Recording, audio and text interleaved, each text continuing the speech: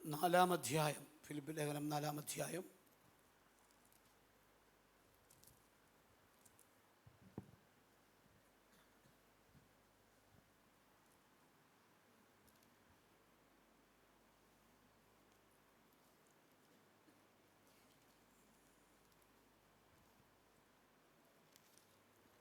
പതിനെട്ട് മുതലുള്ള വാക്യങ്ങൾ താഴോട്ട് വായിച്ചാണ്. 18 മുതലുള്ള വാക്യങ്ങൾ. ഇപ്പോൾ എനിക്ക് വേണ്ടുന്നത് എല്ലാം ഉണ്ട്, സമൃദ്ധിയുമായിരിക്കുന്നു. നിങ്ങൾ അയച്ചു തന്നത് സൗരഭ്യവാസനയായി ദൈവത്തിന് പ്രസാദവും സുഗ്രാഹ്യവുമായ യാഗമായി എപ്രബോദിത്തോസിന്റെ കയ്യാൽ ഞാൻ പ്രതിഗ്രഹിച്ച് തൃപ്തനായിരിക്കുന്നു. എൻ്റെ ദൈവമോ നിങ്ങളുടെ ബുദ്ധിമുട്ടൊക്കെയും മഹത്വത്തോടെ തൻ്റെ ധനത്തിനൊത്തവണ്ണം ക്രിസ്തു യേശുവിൽ പൂർണ്ണമായി തീർത്തു തരും. നമ്മുടെ ദൈവവും പിതാവുമായവന് എന്നേക്കും മഹത്വവും. ആമേൻ. ക്രിസ്തു യേശുവിൽ ഓരോ വിശുദ്ധനെയും വന്ദനം ചെയ്യുവിൻ. എന്നോടുകൂടെയുള്ള സഹോദരന്മാർ നിങ്ങളെ വന്ദനം ചെയ്യുന്നു. വിശുദ്ധന്മാർ എല്ലാവരും വിശേഷാൽ മതി. ഞാനൊന്നുകൂടെ വായിച്ചു കേൾപ്പിക്കാം. അതിൻ്റെ 16 മുതലുള്ള വാക്യങ്ങൾ അല്ലെങ്കിൽ 15 മുതലുള്ള വാക്യങ്ങൾ ഞാൻ നിങ്ങളെ വായിക്കാം. ഫിലിപ്പിയരെ, സുവിശേഷ ഘോഷണത്തിൻ്റെ ആരംഭത്തിൽ ഞാൻ മക്കദോന്യയിൽ നിന്ന് പുറപ്പെട്ടാറേ, നിങ്ങൾ മാത്രമല്ലാതെ ഒരു സഭയും വരവ് ചെലവ് കാര്യത്തിൽ എന്നോട് കൂട്ടായ്മ കാണിച്ചില്ല എന്ന് നിങ്ങളും അറിയുന്നു. തെസലോനിക്കയിലും എൻ്റെ ബുദ്ധിമുട്ട് തീർപ്പാൻ നിങ്ങൾ 1-2 വട്ടം അയച്ചു തന്നുവല്ലോ. ഞാൻ ദാനം ആഗ്രഹിക്കുന്നു എന്നല്ല, നിങ്ങളുടെ കണക്കിലേക്ക് ഏറുന്ന പ്രതിഫലം അത്രേ ആഗ്രഹിക്കുന്നത്. ഇപ്പോൾ എനിക്ക് വേണ്ടുന്നത് എല്ലാമുണ്ട്, സമൃദ്ധിയായിട്ടിരിക്കുന്നു. നിങ്ങൾ അയച്ചു തന്നത് സൗരഭ്യവാസനയായി ദൈവത്തിന് പ്രസാദവും സുഗ്രാഹ്യവുമായ യാഗമായി എപ്പഫ്രാദിത്തോസിൻ്റെ കയ്യാൽ ഞാൻ പ്രതിഗ്രഹിച്ച് തൃപ്തനായിരിക്കുന്നു. എൻ്റെ ദൈവമോ നിങ്ങളുടെ ബുദ്ധിമുട്ടൊക്കെയും മഹത്വത്തോടെ തൻ്റെ ധനത്തിനൊത്തവണ്ണം ക്രിസ്തു യേശുവിൽ പൂർണ്ണമായി തീർത്തു തരും.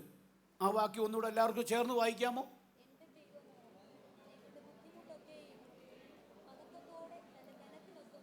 ഒന്നുകൂടെ വായിക്കാമോ? കുറച്ചുകൂടെ ഒച്ചത്തിൽ വായിക്കാമോ?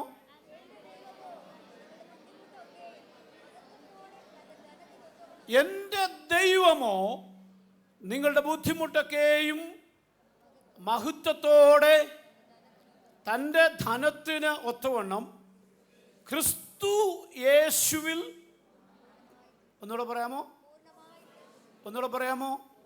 പൂർണ്ണമായി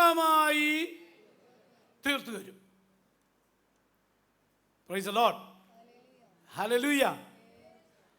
ഫിലിപ്പി ലേഖനം ഇത് എഴുതുന്നത് റോമൻ കാരാഗൃഹത്തിൽ കിടത്തുകൊണ്ടാണ്. 2 വർഷം വീട്ടുതടങ്കലിൽ റോമയിൽ ആയിരിക്കുന്ന സമയത്ത്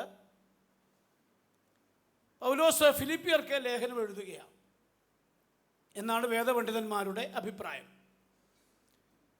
ഫിലിപ്പി ലേഖനം വളരെ നല്ല ആത്മീയ പ്രചോദനം നൽകുന്ന, നമ്മളെ ആത്മീയമായി ശക്തിപ്പെടുത്തുന്ന ഒരു ലേഖനമാണ് ഫിലിപ്പി ലേഖനം. ഇത് എഴുതിയതാര്? പൗലോസാണ്. ആമേൻ. ഇതിൻ്റെ ഗ്രന്ഥകർത്താവ് പൗലോസാണ്. പൗലോസ് വളരെ ആത്മീക മർമ്മങ്ങൾ ഫിലിപ്പിയിലുള്ള ദൈവജനത്തെ അറിയിക്കുക. ഫിലിപ്പിയിലുള്ള സഭ നല്ല ഒരു സഭയായിരുന്നു. ഹലോ, എങ്ങനെയുള്ള സഭയായിരുന്നു? കമ്മിറ്റി കൂടി അടിയുണ്ടാക്കുന്ന സഭയല്ലായിരുന്നു. ഇന്ന് പല സഭകളിലും ആരാധന കഴിയുമ്പോൾ കമ്മിറ്റിയും അടിയുമാണ്. ഇവിടെ ഇല്ലാത്തതിനായി ദൈവത്തിന് സ്തോത്രം. Praise the Lord. ഹല്ലേലൂയ. അപ്പോൾ ഫിലിപ്പിയിലുള്ള സഭ, it was a blessed church. പൗലോസ് തൻ്റെ 2ാം മിഷണറി യാത്രയിൽ സ്ഥാപിച്ചൊരു സഭയാണ് ഫിലിപ്പിയിലെ സഭ. പൗലോസിന് വളരെ താങ്ങും തണലുമായി നിന്ന ഒരു സഭയാണ് ഫിലിപ്പിയ സഭ. സഭ എന്ന് പറയുന്നത് ദൈവദാസന്മാർക്കൊരു തണുപ്പായിരിക്കണം. സഭ എപ്പോഴും അവിടുത്തെ പാസ്റ്ററിന്, അവിടെയുള്ള ദൈവദാസന്മാർക്ക് ഒരു ആശ്വാസമായിരിക്കണം. ഫിലിപ്പിയ സഭ അങ്ങനെയുള്ള സഭയായിരുന്നു. ഫിലിപ്പിയ സഭയിൽ വലിയ സമ്പന്നന്മാരില്ലായിരുന്നു. സാധുക്കളായിട്ടുള്ള, സാധാരണക്കാരായിട്ടുള്ള, ഓർഡിനറി പീപ്പിൾ, സാധാരണ ആൾക്കാരായിരുന്നു ഫിലിപ്പിയിലുള്ള ദൈവജനങ്ങൾ. അവർ ബുദ്ധിമുട്ടുള്ളവരായിരുന്നു, അവർക്ക് സമൃദ്ധിയില്ലാത്തവരായിരുന്നു. അപ്പോൾ ദൈവസഭയ്ക്കകത്ത് ഇന്ന് പ്രസംഗിക്കുന്ന പ്രോസ്പിരിറ്റി ഒന്നുമല്ല യഥാർത്ഥത്തിലുള്ള തിയോളജി എന്ന് ഫിലിപ്പി ലേഖനം പഠിക്കുമ്പോൾ മനസ്സിലാക്കാൻ പറ്റും. രക്ഷിക്കപ്പെട്ടതാണോ, സ്നാനപ്പെട്ടതാണോ, മേഴ്സിഡസ് ബെൻസ് കാണണം, അല്ലെങ്കിൽ അതുപോലെയുള്ള സംവിധാനങ്ങളിലേക്ക് പോകണം എന്നൊക്കെ പഠിപ്പിക്കുന്ന ആൾക്കാരുണ്ട്. അതിന് കൊടുക്കുന്ന പേര് പ്രോസ്പിരിറ്റി തിയോളജി എന്നാണ്. എന്നാൽ ഫിലിപ്പിയ സഭയെ നിങ്ങൾ പഠിക്കണം. ഫിലിപ്പിയ സഭ ഒരു ഓർഡിനറി സഭ, ഓർഡിനറി ആൾക്കാർ എന്ന് പറഞ്ഞാൽ നമ്മളെ പോലുള്ളവർ. Price the Lord. എങ്ങനെയുള്ള നമ്മളാരാണ്? നമ്മൾ ഓർഡിനറി ആൾക്കാരാണ്. എത്ര പേർക്ക് പറയാൻ കഴിയും ഓർഡിനറി ആണെന്ന്? ആമേൻ. ഞാനൊരു ഓർഡിനറി പാസ്റ്ററാണ്. KSRTC സർവീസ് ഓർഡിനറി അല്ല. നിങ്ങൾ പെട്ടെന്ന് ചിന്തിക്കുന്നത് ഓർഡിനറി സർവീസ് KSRTC, അത് ടയറൊന്നും ഇല്ലാത്ത, തേഞ്ഞു പോയ, പഞ്ചറായ, ഇടയ്ക്കിടയ്ക്ക് റോഡിൽ കിടക്കുന്ന ആ ടൈപ്പ് ഓർഡിനറി അല്ല ഈ പറയുന്നത്. സ്തോത്രം. സാധാരണ ആൾക്കാർ, നമ്മുടെ സമ്പന്നരായ അല്ലെങ്കിൽ ലക്ഷറി ആയിട്ടുള്ള ആൾക്കാരല്ല. We are ordinary people. Amen. But God wants ordinary people to make them an extraordinary. Amen. ദൈവത്തിന് ഇഷ്ടം, ദൈവത്തിന് ആഗ്രഹം സാധാരണ ആൾക്കാരെയാണ്. എന്തിനു വേണ്ടി? അവരെ അസാധാരണമാക്കി മാറ്റാൻ. ഹല്ലേലൂയ. നമ്മൾ സാധാരണമായി സംസാരിക്കുന്നവരാണ്, നമുക്ക് സാധാരണമായ കാര്യങ്ങളേ ഉള്ളൂ. എന്നാൽ മറ്റുള്ളവർ മുമ്പിൽ അസാധാരണമാക്കി ദൈവനാമത്തിന് വേണ്ടി നിർത്താൻ ദൈവത്തിന് കഴിയും. നമ്മളെ ഉപയോഗിക്കാൻ ദൈവത്തിന് കഴിയും. എത്ര പേർക്ക് അത് വിശ്വാസമുണ്ട്? എന്നെ എൻ്റെ കർത്താവ് ഈ തലമുറയിൽ ഒരു എക്സ്ട്രാ ഓർഡിനറി ആക്കി നിർത്തും എന്ന് വിശ്വസിക്കുന്ന എത്ര ദൈവമക്കൾ ഇവിടെ വന്നിട്ടുണ്ട്? ഹല്ലേലൂയ. പൗലോസ് തന്നെ അതിന് വ്യാഖ്യാനം കൊടുത്തിട്ടുണ്ട്. God has selected us. സെലക്ഷനെ കുറിച്ചും എലക്ഷനെ കുറിച്ചും ദൈവികമായ തെരഞ്ഞെടുപ്പിനെ കുറിച്ച് പറഞ്ഞിരിക്കുന്ന കാര്യമാണ്. God has selected the foolish to confound the wise. ജ്ഞാനികളെ ലജ്ജിപ്പിക്കാൻ തക്കവണ്ണം ദൈവം എന്ത് ചെയ്തു? പൊട്ടന്മാരെ തിരഞ്ഞെടുത്തു, കഴിവില്ലാത്തവരെ തിരഞ്ഞെടുത്തു, യൂസ്ലെസ് ആയിട്ടുള്ളവരെ തിരഞ്ഞെടുത്തു. ആമേൻ. എന്നിട്ട് ദൈവം അവരെ യൂസ്ഫുൾ ആക്കി, ദൈവം അവരെ എക്സ്ട്രാ ഓർഡിനറി ആക്കി. ഹല്ലേലൂയ. ഇപ്പൊ ദൈവത്തിന് ഉപയോഗിക്കാൻ ആവശ്യം സാധാരണക്കാരാണ്. ദൈവത്തിന് ഉപയോഗിക്കാൻ ആവശ്യം ഓർഡിനറി ആൾക്കാരാണ്. സ്തോത്രം. അങ്ങനെയുള്ളവരെ ദൈവം അതിശക്തമായിട്ട് ഈ തലമുറയിൽ ഉപയോഗിക്കും. പക്ഷെ നമ്മൾ സമ്മതിച്ചു കൊടുക്കണം ഞാൻ ഓർഡിനറി ആണെന്ന്. ആമേൻ. നമുക്കൊരു കുഴപ്പമുണ്ട്, നമുക്ക് ഒരു കഴിവില്ലേലും നമ്മൾ വലിയ ആൾക്കാരാണെന്ന് കാണിക്കുന്നവരാ. സ്തോത്രം. അകത്തൊന്നുമില്ല, കച്ചിത്തുറു പോലെ. ഒരു കാറ്റടിച്ചാൽ നമ്മൾ പറന്നു പോകുന്ന ആൾക്കാരാ. ഒരു ചെറിയ തീപ്പൊരി വന്നാൽ നമ്മൾ ചാരമാകുന്ന ആൾക്കാരാ. അകത്തൊരു കഴമ്പുമില്ല. പക്ഷെ നമ്മൾ സംസാരിക്കുന്നത് കേട്ടാൽ നമ്മൾ ആ ലോകത്തിലെ ഏറ്റവും വലിയ ആൾക്കാരാണെന്ന് മറ്റുള്ളവർ തോന്നിപ്പോകും. എന്നാൽ അങ്ങനെയുള്ളവരെ ഒന്നും അല്ലാതിരിക്കുമ്പോൾ തന്നെ ഞാൻ എന്തോ ആണെന്ന് കാണിക്കുന്നവരെ ദൈവത്തിന് ഉപയോഗിക്കാൻ പറ്റില്ല. ആമേൻ. നീ ഒന്നുമല്ലാതായിരിക്കുമ്പോൾ തന്നെ ഒന്നുമല്ല എന്ന് നീ സമർപ്പിച്ചു കൊടുക്കുമ്പോഴാണ് ദൈവം പ്രവർത്തിക്കുന്നത്. ഹലോ, ഇഷ്ടപ്പെട്ടില്ലേ ഞാൻ പറഞ്ഞ കാര്യം? Price the Lord. കർത്താവേ ഞാൻ ഒന്നുമല്ല എന്ന് പറഞ്ഞിട്ടുള്ളവരുടെ ജീവിതം നോക്കുക. ഗിദിയോനെ ദൈവം തിരഞ്ഞെടുത്തു. ന്യായാധിപന്മാരുടെ പുസ്തകം വായിക്കണ്ട, 6-ാം അധ്യായം വീട്ടിൽ പോയി വായിച്ചാൽ മതി. അതൊന്നുമല്ല എൻ്റെ വിഷയം. 6-ാം അധ്യായത്തിൽ നമുക്ക് കാണാൻ പറ്റും എന്താ അവിടെ കാണുന്ന. ഗിദിയോനെ ദൈവം തിരഞ്ഞെടുത്തു. ഗിദിയോനെ തിരഞ്ഞെടുത്ത് എവിടെ വെച്ചാ? 6-ാം അധ്യായം 11-ാമത്തെ വാക്യത്തിൽ യോവാശിന്റെ കരുവേലകത്തിന്റെ കീഴെ ഇരുന്ന്, മുന്തിരിച്ചക്കിന് അരികെ ഇരുന്ന് കോതമ്പ് മെതിച്ചുകൊണ്ടിരിക്കുന്ന ഗിദിയോന്റെ അടുത്ത് സർവശക്തനായ ദൈവം ഇറങ്ങിച്ചെന്ന് ഗിദെയോനെ വിളിച്ചു. എന്താ വിളിച്ചത്? അല്ലയോ പരാക്രമശാലിയെ, യഹോവ നിന്റെ കൂടെ ഉണ്ട്. ആമേൻ. ഈ വിളി കേട്ടപ്പോൾ തന്നെ ഗിദെയോൻ ഞെട്ടിപ്പോയി. ഞങ്ങളൊക്കെ ഞെട്ടിയ കൂട്ടത്തിലാണ്. ഒരു യോഗ്യതയില്ലാത്ത ഞങ്ങളെയൊക്കെ എന്നെ സുവിശേഷ വേലയ്ക്ക് വേണ്ടി വിളിച്ചപ്പോൾ തന്നെ ഞാൻ ഞെട്ടിപ്പോയി. കർത്താവ്, ഈ പണി ചെയ്യാൻ എങ്ങനെ പറ്റും? അതിനുള്ള ക്വാളിറ്റി എനിക്കില്ലല്ലോ, കഴിവില്ലല്ലോ. ആമേൻ. ഗിദെയോനോട് പറഞ്ഞു, ഞാൻ നിന്റെ കൂടെ ഉണ്ട്. ഗിദെയോൻ പറഞ്ഞു, എൻ്റെ കുടുംബത്തിൽ ഏറ്റവും ചെറിയവനാ ഞാൻ, ഒരു യോഗ്യതയും എനിക്കില്ല. എൻ്റെ കുലം ചെറിയ കുലമാ, എൻ്റെ ഗോത്രം ഒരു ചെറിയ ഗോത്രമാ. കർത്താവ്, എന്നേക്കാൾ പ്രാപ്തരായ എത്രയോ പേര് ഇവിടെ വേറെ ഉണ്ട്, അവരെ നീ തിരഞ്ഞെടുക്ക. ഗിദെയോനോട് പറഞ്ഞു, നിന്നെ കൊണ്ട് ഞാൻ മിദ്യാന്യരെ തകർക്കും. ഇന്ന് പകൽക്കാലം എത്ര പേർക്ക് വിശ്വാസമുണ്ട്? ആമേൻ. നിന്നെ കൊണ്ട് ദൈവം ചെയ്തെടുക്കാൻ ആഗ്രഹിക്കുന്ന കാര്യങ്ങൾ നിന്നെ കൊണ്ട് തന്നെ ചെയ്തെടുക്കാൻ ദൈവത്തിന് കഴിയും. അതിന് ദൈവത്തിന് നിന്നേക്കാൾ കഴിവുള്ള വേറൊരാൾ വേണ്ട. ഒന്നുമല്ല എന്ന് സമർപ്പിച്ചു കൊടുക്കാൻ കഴിയുന്ന നിന്നെ കൊണ്ട് വൻ കാര്യങ്ങൾ ചെയ്യാൻ യേശുവിന് കഴിയും. Price the Lord. ഹല്ലേലൂയ. മോശയെ ദൈവം തെരഞ്ഞെടുത്തു. മിദ്യാന്യ മരുഭൂമിയിൽ അമ്മായിയപ്പൻ്റെ ആടുകളെ മേയിച്ചുകൊണ്ട് അവൻ മരുഭൂമിയിലൂടെ നടക്കുമ്പോൾ ഹോരേബിൽ വെച്ച് മുൾപ്പടർപ്പ് കത്തുന്നത് പോലെ പ്രത്യക്ഷപ്പെട്ട് മോശയെ വിളിച്ചു. മോശയോട് കാര്യമൊക്കെ പറഞ്ഞു. മോശ എന്താ പറഞ്ഞേ? കർത്താവേ, എനിക്ക് കഴിവില്ല, സംസാരിക്കാൻ എനിക്കറിയത്തില്ല, സംസാരിക്കാൻ പറ്റില്ല. Praise the Lord. Tampering tongue ഉള്ളവനാണ് ഞാൻ, വിക്ക് തടിച്ച നാവുള്ളവനാണ് ഞാൻ, എനിക്ക് സംസാരിക്കാൻ പറ്റില്ല. ഫറവോന്റെ അടുത്ത് എന്ന് സംസാരിക്കാൻ പറ്റില്ല. മറ്റുള്ളവരോട് എനിക്ക് ഇടപെടാൻ കഴിയില്ല. സാധാരണ മറ്റുള്ളവർ കമ്മ്യൂണിക്കേറ്റ് ചെയ്യുന്നത് പോലെ എനിക്ക് കമ്മ്യൂണിക്കേറ്റ് ചെയ്യാൻ പറ്റില്ല. ദൈവം പറഞ്ഞു, മോശെ, നിന്റെ നാവോടുകൂടെ ഞാനിരിക്കും. എത്ര പേർക്ക് ഇന്ന് പകൽക്കാലം ദൂത് മനസ്സിലാകുന്നുണ്ട്? ഇന്ന് പകൽക്കാലം ദൈവത്തിന് നിന്നെ പ്രയോജനപ്പെടുത്താൻ കഴിയാത്ത 100 കണക്കിന് കുറവുകൾ നിനക്കുള്ള വ്യക്തിയായിരിക്കും. നീ അത് മാത്രം എണ്ണി വെച്ച് കർത്താവേ, ഇത്ര ഇന്ന കുറവ് എനിക്കുണ്ടെന്ന് നീ നിന്റെ കുറവുകൾ ഉയർത്തി പറയുമ്പോൾ എൻ്റെ ദൈവം പറയും, അതിൻ്റെ മീതെ ഞാൻ മതിയായവൻ. ആമേൻ. അതിൻ്റെ മീതെ ഞാൻ മതിയായവൻ.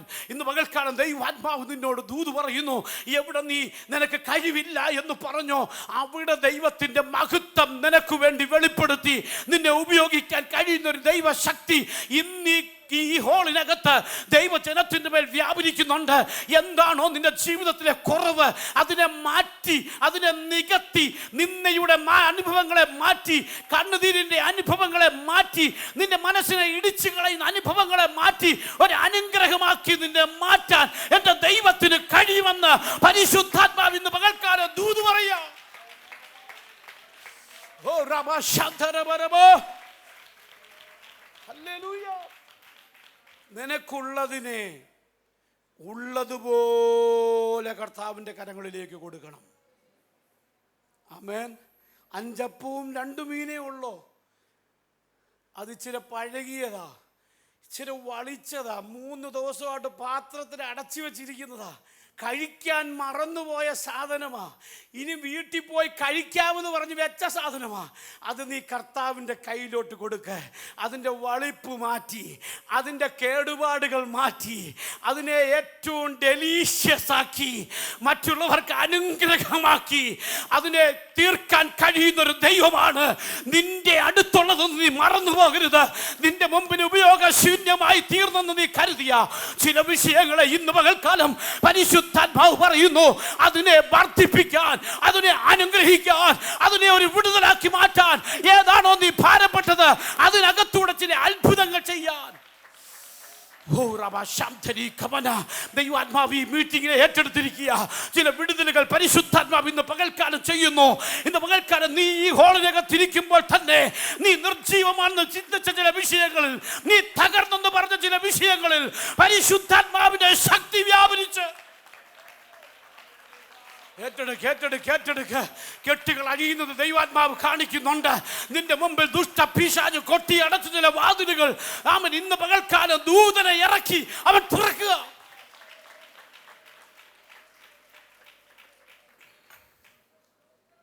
ഹല്ലേലൂയ. തീർന്നെന്ന് പറഞ്ഞെടുത്ത് അത്ഭുതങ്ങൾ ചെയ്യാൻ എൻ്റെ ദൈവം വലിയവനാണ്. ഒന്നുമല്ലാതിരുന്ന ഈ ദൈവസഭ ദൈവം അതിനെ ഉപയോഗിച്ചു. ഹല്ലേലൂയ. ആ ഭാഗത്തേക്ക് വരുന്നതിന് മുമ്പ് ഫിലിപ്പ് ലേഖനം എഴുതിയിരിക്കുന്നത് ദൈവത്തിൻ്റെ ദാസൻ ഓരോ ചാപ്റ്ററുകളും, നിങ്ങൾ ഫിലിപ്പ് ലേഖനം ഫുള്ള് വായിച്ചിട്ടുള്ള ആരുണ്ട്? സ്തോത്രം. ഹല്ലേലൂയ. ഫിലിപ്പ് ലേഖനം വായിച്ചു. ഓ സാഡ്, ദുഃഖകരമായ അനുഭവമാണ് കേട്ടോ. സ്തോത്രം. ആമേൻ. ഇന്നു മുതൽ നിങ്ങൾ ബൈബിൾ വായിച്ചു തുടങ്ങണം. ഇന്നു മുതൽ നിങ്ങൾ ബൈബിൾ വായിച്ചു തുടങ്ങണം. ഇന്നു മുതൽ വായിച്ചുകൊണ്ടിരിക്കുന്ന ഭാഗമല്ല, ഇന്നു മുതൽ നിങ്ങൾ ബൈബിൾ വായിച്ചു തുടങ്ങണം.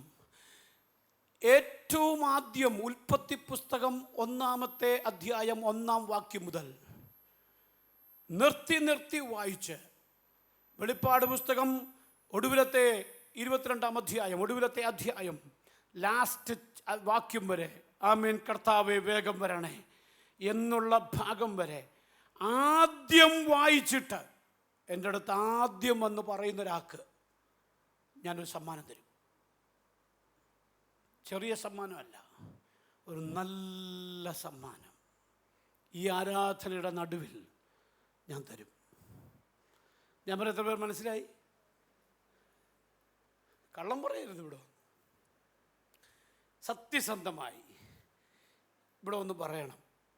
ഇന്ന് ഉച്ച കഴിഞ്ഞു മുതൽ, ഇതുവരെ വായിച്ചതിൻ്റെ ബാക്കിയല്ല, ഇന്നു മുതൽ ഉൽപ്പത്തി പുസ്തകം 1-ാം അധ്യായം മുതൽ വെളിപ്പാട് പുസ്തകം ഒടുവിലത്തെ അധ്യായം വരെ നിർത്തി മനസ്സിലാകത്തക്ക രീതിയിൽ വായിച്ച്, പാസ്റ്റിന് സമ്മാനം കിട്ടാൻ വേണ്ടിയല്ല വായിക്കേണ്ടത്, പക്ഷെ ഏറ്റവും ആദ്യം വായിച്ച് തീർത്ത് എൻ്റെ അടുത്ത് വന്ന് പാസ്റ്ററെ ഞാൻ വായിച്ചു തീർത്തു എന്ന് ആദ്യം പറയുന്ന ഒരാൾക്ക് വളരെ മനോഹരമായ ഒരു ഗിഫ്റ്റ് ഞാൻ വാങ്ങിച്ചു തരും.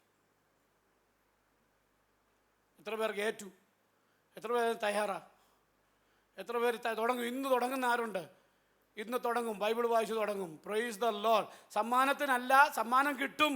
ആമേൻ. നമ്മൾ ദൈവത്തെ സേവിക്കുന്നത് ഇവിടെ കാറും വീടും കിട്ടാനല്ല, പക്ഷെ കിട്ടും, നിത്യതയ്ക്ക് വേണ്ടിയാ. അപ്പോൾ എല്ലാം ആവശ്യമാണല്ലോ. ഞാൻ പറഞ്ഞ എത്ര പേർക്ക് മനസ്സിലായി?